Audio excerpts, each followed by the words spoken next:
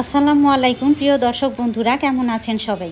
Viral Chapri পিঠার recipe নিয়ে আমি আবারও আপনাদের সামনে হাজির হয়ে গেলাম। চাপড়ি পিঠা দেখতে যেমন সুন্দর, খেতেও তেমনি সুস্বাদু।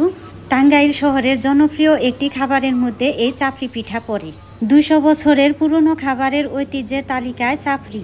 বড় কড়াইয়ে চাপড়ি পিঠা ভাজি হচ্ছে।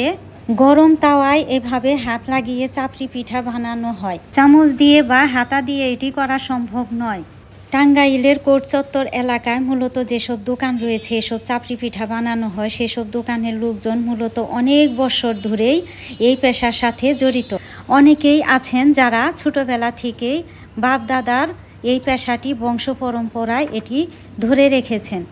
ভিডিওতে দেখতে পাচ্ছেন তার নাম হচ্ছে সজীব। সে তার বাবার পেশা ধরে রেখেছে।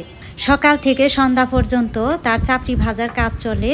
বহু লোকজন এসে তার চাপড়ি পিঠা খেয়ে ক্ষুধা নিবারণ করে।